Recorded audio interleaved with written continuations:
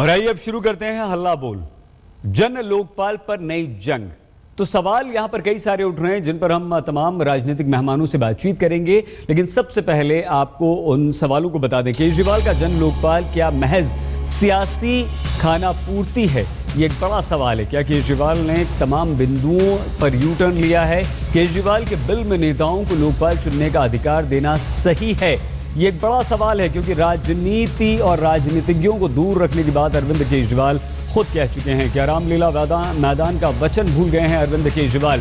क्योंकि वहीं पर उन्होंने वचन दिया था कि जन लोकपाल बिल से राजनीतिज्ञों का कोई लेना देना नहीं होगा। आम आदमी पार्टी के लोकपाल को प्रशांत भूषण का धोखापाल कहना सही है। लोकपाल केजरीवाल केंद्र टकराव का नया बहाना है। क्या केंद्र और केजरीवाल के बीच टकराव का नया बहाना यहां पर है? ये तो अरविंद केजरीवाल अब निशाने पर हैं। एक बार फिर से प्रशांत भूषण ने अरविंद केजरीवाल को कटघरे में खड़ा कर दिया है और इस बार मुद्दा है जन लोकपाल की चयन समिति का और लोकपाल के अधिकारों का। प्रशांत भूषण का आरोप है कि दिल्ली के जन लोकपाल वादे के नाम पर बड़ा धोखा है। काम करे ना कि दफ्तर। दिल्ली सरकार का जन लोकपाल बिल तैयार है और इस बिल के सबसे कटु आलोचक हैं उनके पुराने सहयोगी प्रशांत भूषण। प्रशांत भूषण ने बिल की कमेटी से लेकर लोकपाल की नियुक्ति, उन्हें पद से हटाने और जांच के तरीकों पर गंभीर सवाल खड़े कर दिए हैं। केंद्र सरकार तो बिल्कुल नहीं पास होने देगी, क्योंकि आपने उसमें केंद्रीय मंत्रिमंडल को दिल्ली लोकपाल के तहत कर दिया है कि केंद्र सरकार के भी भ्रष्टाचार की जांच ये करेंगे। लोकपाल जांच कमेटी के 4 सदस्यों में दिल्ली हाईकोर्ट के मुख्य न्यायाधीश के अलावा 3 नेता हैं, जो कि मुख्यमंत्री, नेता प्रतिपक्ष और विधानसभा अध्यक्ष होंगे। चुने जाने की प्रक्रिया में उपराज्यपाल शामिल नहीं होंगे। प्रशांत भूषण की आपत्ति इसी बात से है कि 4 में से 2 लोग तो सरकार के हैं और कुल 3 नेता हैं। उन्होंने इसे 2013 के जन लोकपाल से भी बदतर करार देते हुए इसे धोखापाल की संज्ञा दी। ऐसा बिल बनाया है कि पहली बात तो लोकपाल बिल्कुल सरकार के कब्जे में रहेगा। अपॉइंटमेंट सरकार करेगी, क्योंकि जो सिलेक्शन कमेटी है उसमें 4 जनों में से 2 आदमी सरकार के हैं, चीफ मिनिस्टर और स्पीकर। बाकी है लीडर ऑफ ऑपोजिशन और चीफ जस्टिस हाईकोर्ट का। यानी कि 4 में से 3 आदमी तो पॉलिटिशियंस और 2 आदमी सरकार के, यानी कि सरकार के कंसेंट के बगैर कोई लोकपाल का चयन हो ही नहीं सकता। जवाब में आम आदमी पार्टी ने लोकपाल बिल का बचाव किया तो प्रशांत भूषण को बीजेपी का एजेंट और धोखेबाज तक करार दे दिया। इनकी लॉयल्टीज और खास करके भूषण परिवार की अरुण जेटली जी से जो नजदीकियां हैं ये सार्वजनिक हैं। किसके इशारे पर प्रशांत भूषण जी आज ये काम कर रहे हैं ये सबको पता है। आज हमारा सिर्फ ये कहना है कि अपने मुंह से मखौटा हटाइए, जाकर बीजेपी ज्वाइन करिए और फिर हम बात करेंगे आपसे। आम आदमी पार्टी की दलील है कि लोकपाल बिल वही है जिसका ड्राफ्ट रामलीला मैदान में तैयार किया गया था, लेकिन भूषण ब्रिगेड ने इस पर भारी सवाल खड़े कर दिए तो बीजेपी और कांग्रेस ने भी केजरीवाल सरकार की मंशा पर सवाल उठा दिए। सियासी बयानबाजी के बीच आम आदमी पार्टी ने उन सवालों के जवाब नहीं दिए जो प्रशांत भूषण ने जन लोकपाल को लेकर खड़े किए हैं। हालांकि विधानसभा के सदन में अभी जन लोकपाल बिल पेश होना बाकी है। बिल में इस बात का जिक्र कहीं भी नहीं है कि जन लोकपाल मुख्यमंत्री या मंत्रिमंडल के सदस्यों की जांच कैसे करेगा। साथ ही बिल में कहा गया है कि लोकपाल के किसी भी फैसले को आगे किसी दूसरी अदालत में चुनौती नहीं दी जा सकेगी। कुमार कुणाल, दिल्ली, आज तक। और इस वक्त हमारे साथ जो नेता जुड़े हुए हैं जिनसे हम चर्चा करेंगे, उनसे आपको मिलवा देते हैं। हमारे साथ कांग्रेस के नेता प्रवक्ता हारून यूसुफ साहब हैं। बहुत धन्यवाद यूसुफ साहब आपका। हमारे साथ आम आदमी पार्टी के प्रवक्ता राघव चड्ढा हैं। धन्यवाद राघव जी। आम आदमी पार्टी के संस्थापक सदस्य वरिष्ठ वकील हमारे साथ प्रशांत भूषण जी हैं। बहुत धन्यवाद सर आपका। हमारे साथ बीजेपी की नेता शाजिया इल्मी भी जुड़ चुकी हैं। शाजिया, धन्यवाद आपका। लेकिन सबसे पहले प्रशांत जी, क्यों आपको लगता है कि अरविंद केजरीवाल का ये जन लोकपाल एक धोखा है सर? देखिए, लोकपाल का मुद्दा क्या था, क्यों लोकपाल की बात उठी? हमने बोला कि भ्रष्टाचार की जांच के लिए कोई सरकार से स्वतंत्र जांच एजेंसी नहीं है। सीबीआई केंद्र सरकार के तहत है और बाकी पुलिस जो होती हैं वो राज्य सरकारों के तहत होती हैं। तो जहां सरकार की ही जांच होनी हो वहां सरकारी एजेंसी नहीं होनी चाहिए जी। इसलिए लोकपाल जन लोकपाल बिल का पहला आधार ये था कि एक ऐसा लोकपाल बने जो कि सरकार से बिल्कुल स्वतंत्र हो। और स्वतंत्रता का एक मापदंड ये था, बहुत अहम मापदंड, कि उसका चयन भी सरकार के हाथ में ना हो। और सिर्फ सरकार के ही हाथ में नहीं बल्कि ये पॉलिटिशियंस के हाथ में ना हो। इसलिए जन लोकपाल में हमने जो लोकपाल की चयन समिति बनाई थी जी। उसमें सिर्फ एक जना सरकार का था, प्रधानमंत्री, एक और पॉलिटिशियन था, लीडर ऑफ ऑपोजिशन, और 6 स्वतंत्र लोग थे, दो जज सुप्रीम कोर्ट के, 2 चीफ जस्टिस हाई कोर्ट के, चीफ इलेक्शन कमिश्नर और कंट्रोलर एंड ऑडिटर जनरल जी। तो इसलिए लोकपाल का चयन ना सरकार के हाथ में था ना पॉलिटिशियंस के हाथ में। इन्होंने जो दिल्ली का लोकपाल बिल बनाया है उसमें 4 में से 2 आदमी सरकार के हैं, चीफ मिनिस्टर और स्पीकर, और तीसरा आदमी भी पॉलिटिशियन है। सिर्फ एक जना स्वतंत्र है, दिल्ली हाई कोर्ट का चीफ जस्टिस। तो नियुक्ति सरकार के बगैर मंजूरी के हो ही नहीं सकती, यानी कि सरकार नियुक्त करेगी। ठीक है सर। उसके बाद हम लोगों ने ये बनाया था कि सरकार जो है लोकपाल को बर्खास्त नहीं कर सकती, वो सिर्फ सुप्रीम कोर्ट कर सकती है जांच करने के बाद जी। इन्होंने जो बिल बनाया है उसमें है कि असेंबली 2/3 बहुमत से लोकपाल को बर्खास्त कर सकती है। हम लोगों ने ये बोला था कि लोकपाल के पास अपनी जांच एजेंसी होगी, यानी कि सीबीआई जो है लोकपाल के ही तहत लाया जाएगा। ये एक बहुत बड़ा मुद्दा था जन लोकपाल बिल का, सीबीआई के ऊपर, कि सीबीआई को सरकार से छीनकर और लोकपाल के तहत कर दिया जाए, उसकी अपनी जांच एजेंसी बना दी जाए, सीबीआई या कोई दूसरी। उत्तराखंड के बिल में भी हम लोगों ने ये बोला था कि वहां का जो लोकायुक्त होगा उसके पास अपनी स्वतंत्र जांच एजेंसी होगी। यहां पर इन्होंने बिल में यह कह दिया कि लोकपाल, दिल्ली का लोकपाल सिर्फ सरकारी जांच एजेंसियों से जांच करा पाएगा। ठीक है सर। तो आपने लोकपाल की स्वतंत्रता पूरी तरह से खत्म कर दी। जिस आधार पर जन लोकपाल की लड़ाई हुई थी, पूरा अन्ना आंदोलन जिस आधार पर हुआ था, उसके बिल्कुल खिलाफ जाकर आपने ये बिल बनाया और इसीलिए सार्वजनिक नहीं किया। सर बिल्कुल ठीक है किसी को पता न लगे कि बहुत इस बिल अच्छी में तरह क्या से आपने सारे मुद्दे यहां पर समझा दिए हैं। हम सीधे राघव चड्ढा जी से इसका जवाब लेना चाहेंगे कि ये बदलाव क्यों और अपनी बात से क्यों मुकरे अरविंद केजरीवाल। लेकिन क्योंकि शाजिया अलमी भी राघव जी इस वक्त हमारे साथ हैं और शाजिया उस वक्त आपके साथ थी, अन्ना आंदोलन की एक बहुत ही सक्रिय सदस्य थी शाजिया। शाजिया, क्या आप प्रशांत भूषण जी की बातों से सहमत हैं? और आपको भी क्या शाजिया इस वक्त ये लगता है कि ये जो लोकपाल ड्राफ्ट है, ये जो बिल है, वो अपने पुराने ओरिजिनल से अलग है? जी सईद, मैं ये कहना चाहूँगी एक पूरी तरह से बेईमानी है और बहुत बड़ी किस्म की बेईमानी है। अलग अलग राजनीतिक पार्टियां हैं, अपना जनाधार बनाती हैं, अस्तित्व में आती हैं किसी न किसी मुद्दे को लेकर।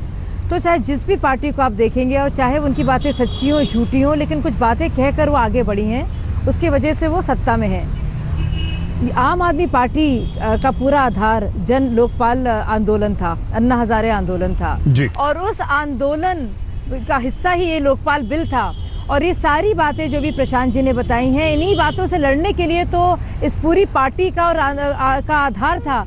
तो मुझे लगता है इतनी बड़ी बेईमानी है। ये तो टेक्निकल बातें हैं, लेकिन बहुत ज़रूरी महत्वपूर्ण बातें हैं। जब आप लोकपाल को इतना वीक बना रहे हैं और उसको पूरी तरह से राजनीतिक हस्तक्षेप के तहत कर रहे हैं, अधीन कर रहे हैं, और एक मजाक के तौर पर, तो आप उन सारे लोगों की जो उम्मीदें थी और जो उनका गुस्सा था और जो जिस तरह से लोग उमड़ के आए थे, उन सबके साथ बेईमानी है। क्योंकि आम आदमी पार्टी का जनाधार इसी से बना था, अन्ना हजारे आंदोलन से ही शुरुआत हुई थी। तो मुझे लगता है ये इस लोकपाल में टेक्निकल चीजों को हेरफेर करने की बात नहीं है, एक बहुत बड़ा धोखा है ये। और बेईमानी है लोगों की बिल्कुल। उम्मीदों के साथ जी। और लोगों के जज्बात के साथ। शाजिया, क्या हम जवाब दे दें? बिल्कुल राघव जी, आप ही को जवाब देना है, प्रशांत जी की बात का भी, शाजिया की बात का भी, लेकिन आपको जवाब देने से पहले क्यों ना हम हारून यूसुफ साहब भी हमारे साथ हैं। आपको भी लगता है यूसुफ साहब, जिस तरह से प्रशांत जी को, शाजिया जी को लगता है? बिल्कुल बिल्कुल, आप, क्योंकि आपको तीनों की बातों का जवाब देना होगा और आपको पूरा वक्त मिलेगा। राघव, यूसुफ साहब। सही साहब जी। हमको तो वो दौर याद है जहां ये लंबे चौड़े वादे किए गए थे। ऐसा लगता था कि दिल्ली के अंदर अगर अरविंद केजरीवाल आ जाएंगे तो सारा भ्रष्टाचार खत्म हो जाएगा। लेकिन जो बिल का स्वरूप हमने देखा और जिस बिल के लिए इस्तीफा देके गवर्नमेंट से बाहर गए, आज जो स्वरूप उसका देखा, उससे ये साफ जाहिर होता है कि अरविंद केजरीवाल ने इस बात को स्वीकार कर लिया है कि मेरी पार्टी में इतने भ्रष्ट लोग हैं, अगर इंडिपेंडेंट लोकपाल होगा, अगर जी, जी। अपनी पार्टी के लोगों की हालत देख के उनको अंदाजा हो गया है कि अगर इंडिपेंडेंट लोकपाल होगा और सरकार के हाथ में या आम आदमी पार्टी के हाथ में उसकी चाबी नहीं होगी, तो पूरी की पूरी सरकार जो है वो एक और ज्यादा एम्बैरेसमेंट का सामना करेगी।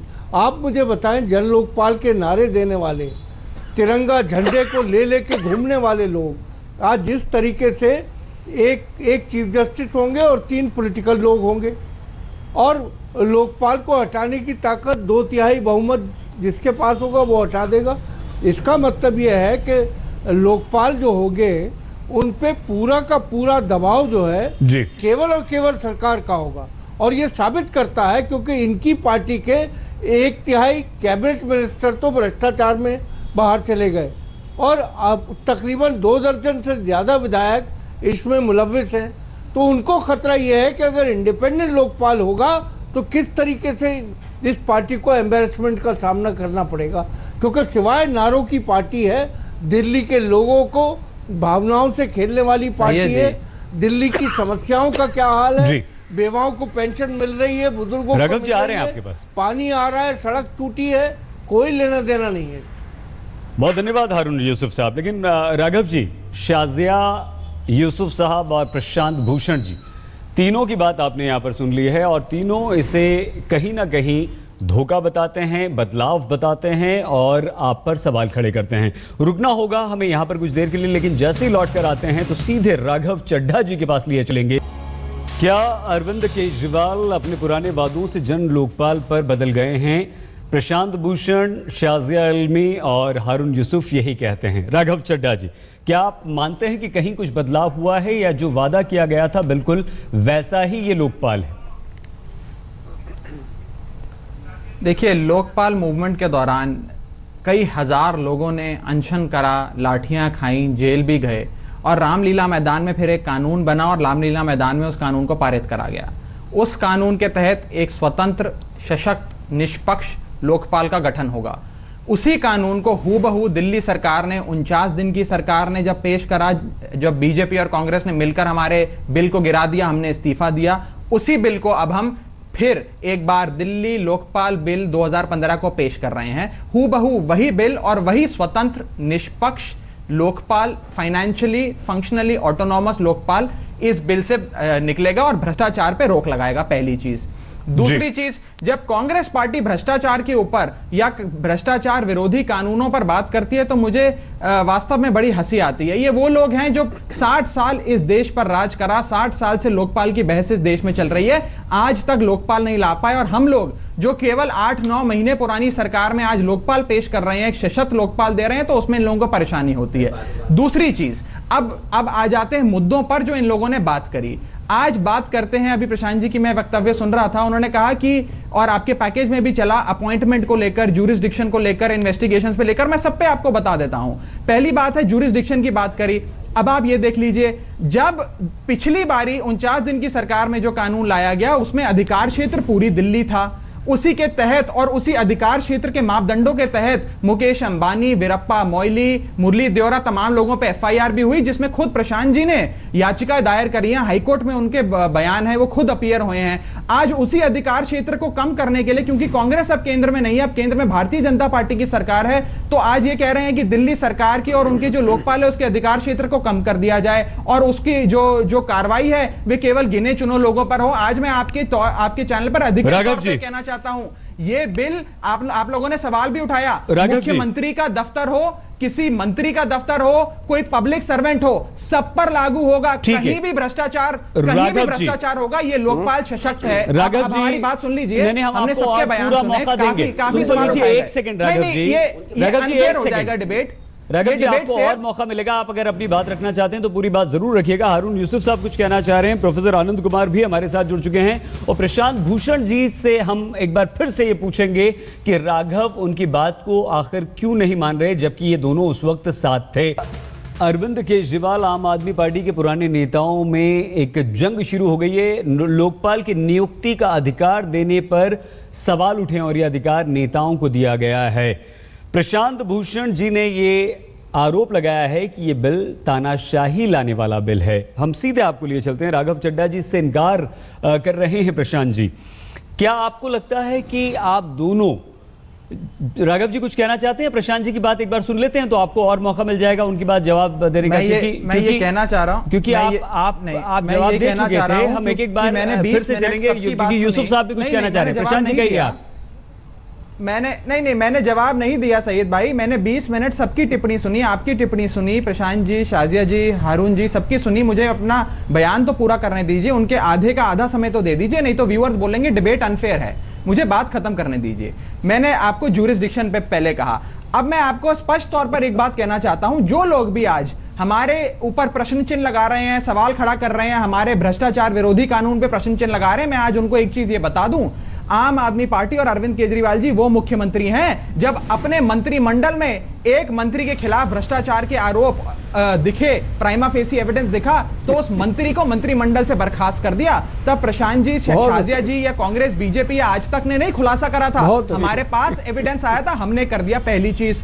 दूसरी चीज, आज आप बात कर रहे हैं हमारे लोकपाल बिल की। 49 दिन में जो हमारी सरकार थी उसमें जो हम लोकपाल बिल लाए उस पे प्रशांत जी या शाजिया जी जब वे हमारे साथ थे इनको कोई आपत्ति नहीं थी। वही बिल आज जब हम इस सरकार में ला रहे हैं तो इस पे आपत्ति हो जाती है। राघव जी, आपत्ति यही है कि वही बिल नहीं है, पूछना चाहूंगा, वही बिल नहीं है। शाजिया ने साफ कहा है कि राजनीतिक हस्तक्षेप इसमें है। प्रशांत जी भी यही बात कह रहे हैं। सुन लेते हैं प्रशांत जी, आप कहिए, शाजिया उसके बाद आप कहिए, फिर हारून जी के पास आएंगे।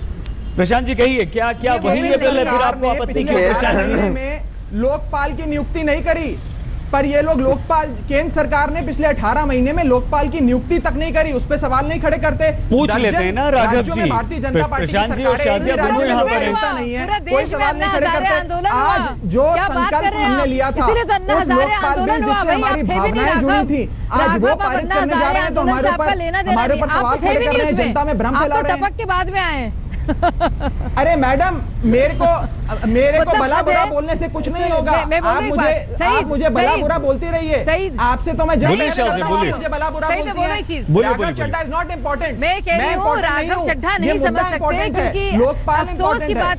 अरे आप चुप हो जाइए, बहुत बोलते हैं। कानून इम्पोर्टेंट है, लग नहीं रहा आपकी बातों से। आपकी चालाकी है सब कुछ, ये चतुराई ज्यादा नहीं चलेगी राघव। आपका अन्ना हजारे आंदोलन या जन लोकपाल बिल से कोई ताल्लुक नहीं है। ताज्जुब की बात तो यह है कि उस बिल को लिखने वाला शख्स अरविंद केजरीवाल के साथ जो खड़ा रहा, प्रशांत भूषण, इस वक्त बोल रहा है और मैं कार्यकर्ता।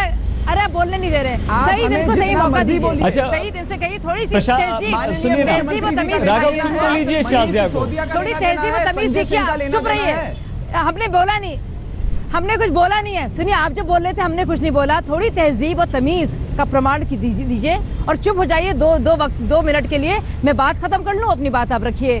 तो राघव चड्ढा का कुछ देना देना नहीं था, वो इस वक्त उसकी हिमायत कर रहे हैं। ये बाद में टपके थे जब आम आदमी पार्टी बन गई थी। और प्रशांत भूषण जी जो है उन्होंने बाकायदा इस बिल को अरविंद के साथ ड्राफ्ट किया था, लोकपाल के कंसल्टेशन किए थे। लेकिन सवाल ये नहीं है, ये जो बात कर रहे हैं कि हम लोग तब नहीं बोले और केंद्र सरकार के बारे में नहीं बोलते थे, कि पूरी लड़ाई तभी इसीलिए शुरू हुई सारी पार्टियों के विरोध में, जब अन्ना हजारे का आंदोलन हुआ।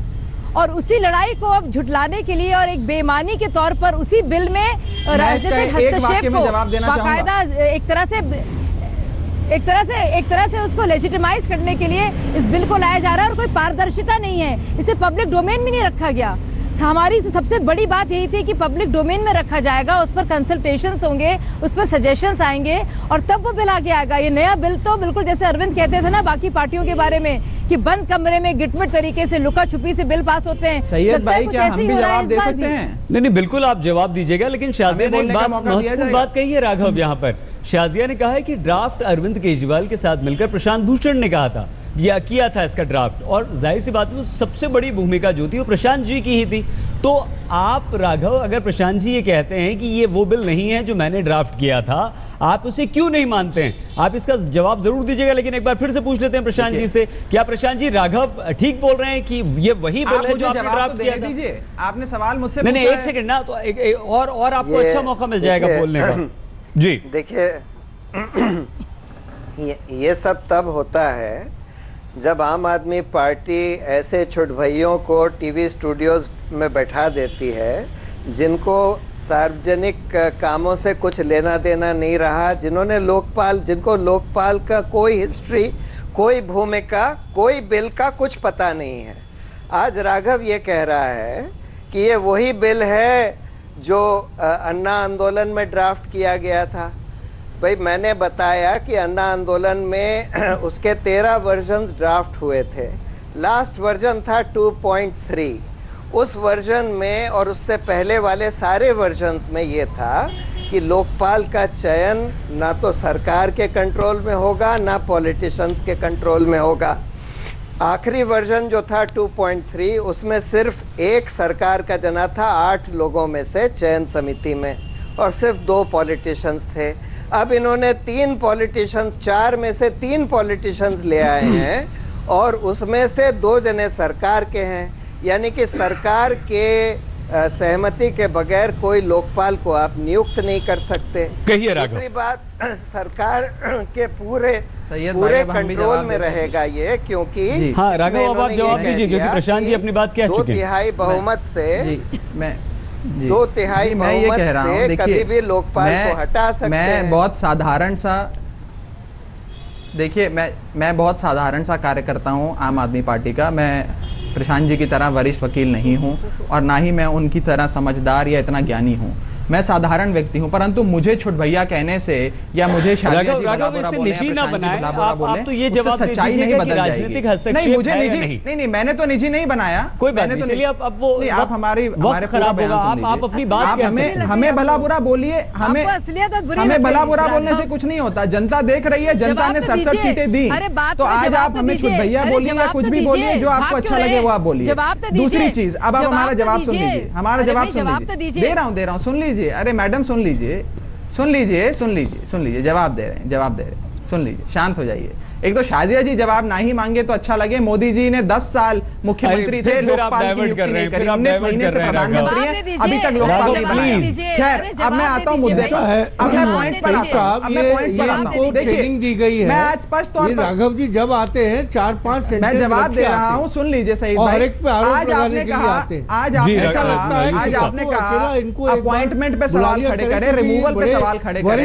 मैं एक चीज आपको बता दूं, मैं एक पॉइंट बाय पॉइंट, मैं पॉइंट बाय पॉइंट डिबेट करने के लिए तैयार हूं। पॉइंट बाय पॉइंट डिबेट करने के लिए तैयार हूं। प्रशांत जी की बात का जवाब दे दीजिए बस जल्दी से। पर मैं आपको ये बात बता दूं, तमाम लोग, मैं दे रहा हूं, सुन लीजिए। तमाम लोग जो अन्ना आंदोलन से जुड़े थे, आज वो आम आदमी पार्टी के विधायक हैं, उनके बीच भी चर्चा होगी, विचार विमर्श होगा, सदन में चर्चा होगी। भारतीय जनता पार्टी के एमएलए बोलेंगे, इनके एमएलए पंकज पुष्कर जी बोलेंगे। राघव, हमारा एक सवाल है, आपने जवाब मांगा, मैं आज जवाब हमारा एक सवाल है। आज जो लोकपाल बिल की नियुक्ति की बात कर रहे हैं, लोकपाल के लिए आज आप लोकपाल की नियुक्ति की बात कर रहे हैं, आज ये नियुक्ति बिल्कुल स्वतंत्र है। इस अपॉइंटमेंट कमेटी में, सिलेक्शन कमेटी में कौन है? सिलेक्शन कमेटी में ऑपोजिशन के अध्यक्ष हैं। राघव जी, जब प्रशांत भूषण जी ने ड्राफ्ट किया है, वो बनाया है जन लोकपाल, आप कैसे इनकार कर सकते हैं? हम सिर्फ ये जानना चाहते हैं आपसे, कैसे ये सरकार के फेवर में हो गया? अच्छा, क्या आपको जानकारी है राघव जी? सब कुछ बता रहा हूं। राघव जी, एक छोटा सा हमारा भी सवाल है। राघव जी, रिमूवल पर आज राघव जी, एक छोटा सा हमारा सवाल है, आप हमारा सवाल सुन लीजिए। क्या राघव जी, क्या आपको इस बात की जानकारी है कि ये ड्राफ्ट प्रशांत भूषण जी ने तैयार किया था? और अगर हाँ, तो फिर आप उनकी बात को कैसे नकार सकते हैं? क्या प्रशांत जी झूठ बोल रहे हैं? मैं तो आपको खुद ये कह रहा हूं, नहीं नहीं मैं तो खुद आपको ये कह रहा प्रशांत जी हूँ कि ये लोकपाल, जन लोकपाल जो आंदोलन चला रामलीला मैदान में जो पारित हुआ, वो लोकपाल है जिसमें कई लोगों की भूमिका थी। अन्ना हजारे जी की भूमिका भी थी, अरविंद केजरीवाल जी की भूमिका भी थी। अरे ड्राफ्ट की बात कर रहे हैं, ड्राफ्ट तैयार करने में कौन लोग थे? 49 दिन की सरकार में हमारे साथ थे, तो जो बिल पेश करा गया, जब 49 दिन की सरकार थी हमारी, उसमें जो बिल पेश करा गया उसमें शाजिया जी, प्रशांत जी, किसी को कोई परेशानी नहीं थी। आज वे हमारे साथ नहीं है तो उनको बिल से परेशानी है। इस बिल से उसका तो किसी को पता ही नहीं है। और एक अरविंद कहता है, और वो राघव के खिलाफ नहीं थे। राघव प्रशांत जी कुछ पूछना चाह रहे हैं? राघव पूछिए प्रशांत। मुझे ये नहीं पता है कि 2014 में जो बिल पेश किया अरविंद ने, उसका कोई खुलासा नहीं किया गया। हम लोगों को खुद नहीं पता कि 2014 में कौन सा बिल पेश करना चाहते थे जिस पर इस्तीफा दे दिया। उस बिल में क्या था किसी को नहीं पता। ये तो लेकिन बहुत जो बड़ा बिल खुलासा है। रामलीला मैदान में और ड्राफ्टिंग कमेटी में हम लोगों ने ड्राफ्ट किया, उसके 13 वर्जन्स थे, 1.1 से लेकर 2.3 तक। लास्ट वर्जन जो 2.3 था वो फाइनल वर्जन हम लोगों ने माना था। उस वर्जन में साफ साफ लिखा है कि चयन समिति में से 8 लोगों में से सिर्फ 2 पॉलिटिशियंस होंगे, सरकार का सिर्फ 1 आदमी होगा और उसमें 6 बिल्कुल स्वतंत्र लोग होंगे। अब तुम लोगों ने जो बिल अप्रूव किया है उसमें 4 में से 3 पॉलिटिशियंस हैं, बताइए, और कहिए 2 राघव। जने सरकार के हैं। बोलिए तो राघव। जो जिस पर लड़ाई हुई प्रशांत थी, जी ने आज जो मैं बात आपके चैनल पर जो शुरू से मैं बात कह रहा हूं, प्रशांत जी ने वो बात मान ली कि 2014 का बिल, यदि प्रशांत जी ये कह रहे हैं, और मेरी जानकारी के मुताबिक प्रशांत जी उस ड्राफ्टिंग से बहुत क्लोजली जुड़े हुए थे, यदि प्रशांत जी कह रहे हैं उस बिल का प्रशांत जी को ही नहीं पता वो क्या बिल था, तो प्रशांत जी को उस समय प्रेस कॉन्फ्रेंस करनी चाहिए थी। आज क्यों प्रेस कॉन्फ्रेंस करी? उस समय पार्टी में पॉलिटिकल अफेयर्स कमेटी में बोलना चाहिए था, उस समय पार्टी से इस्तीफा देना चाहिए था। बिल दिखा दो, 2014 का क्या बिल था? 2014 में एक बिल लाया दिखा दो, बिल क्या था? उठाई। आज जो बिल लाया गया, क्यों बोल रहे हो जब तुमको कुछ भी नहीं पता? ऐसे बेहुदा लोगों को डिबेट के लिए भेज दिया जाता है, जिनको कुछ भी नहीं पता, सर पैर भी नहीं पता लोकपाल का, उनको डिबेट के लिए भेज दिया जाता है, बस चिल्लाने के लिए। फिर व्यक्तिगत क्या कह रहे हो? मैं ऐसी बकवास करते जा रहे हो, तुमको पता भी नहीं, ABC भी नहीं पता जन लोकपाल का, और बकवास करते जा रहे हो कि वही बिल है, वही बिल है। दिखाओ हमको। प्रशांत जी, मैं डिबेट करने के लिए तैयार हूं। झूठे आप मुझसे पूछिए, मैं डिबेट करने के लिए तैयार हूं। मैं आपसे रिमूवल, जुरिसडिक्शन, अपॉइंटमेंट, सब पे आपको जवाब दे रहा हूं। ये लिखा है, ये लिखा मैं है। आपसे एक सवाल पूछना चाहता हूं, आप इस लोकपाल का अधिकार क्षेत्र क्यों कम करना चाहते हैं? आज आप इस लोकपाल का अधिकार क्षेत्र क्यों कम करना चाहते हैं? छोड़ो, ये बताओ, तुमको ABCD भी पता है लोकपाल का? तुमने कभी पढ़ा है लोकपाल बिल? प्रशांत जी, आपने सवाल खड़ा करा अधिकार क्षेत्र पे, मुझे तो कुछ नहीं पता। मैं तो बिल्कुल, मुझे कुछ नहीं पता। जैसे लोगों को पाल लिया है, मुझे तो कुछ नहीं पता, हम अज्ञानी हैं। दिखाओ हमको बिल, हम तुमको दिखा सकते हैं जन लोकपाल बिल। तुम दिखाओ बिल, कोई भी बिल दिखा दो हमको और बताओ उसमें क्या लिखा है।